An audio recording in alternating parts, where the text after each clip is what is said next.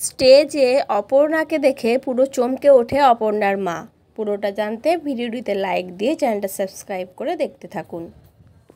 আর্য তার মাকে বলে আগামীকাল একটা নতুন রাজলক্ষ্মী শাড়ির ওপেনিং আছে, আর সেখানেই অপর্ণার সাথে আর্যর মায়ের পরিচয় করিয়ে দেবে আর্য। আর এটা শুনে রাজলক্ষ্মী তো খুব খুশি হয়ে যায় প্রথমে।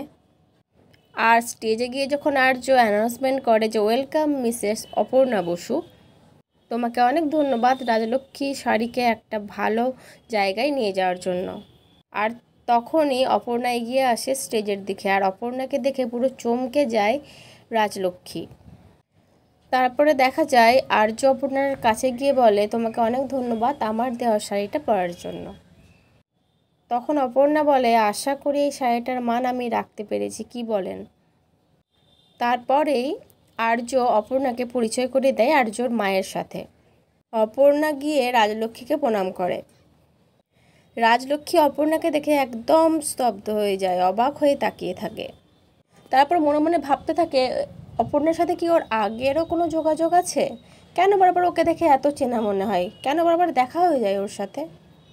তার আরও মনে হতে থাকে যে ও কি সত্যি অপর্ণা নাকি। তারপরে দেখা যায় স্টেজে অপর্ণা আর আর্য মিলে একসাথে প্রদীপ জ্বালাচ্ছে, আর সেটা দেখে আরও বেশি অবাক হয়ে যায় রাজলক্ষ্মী।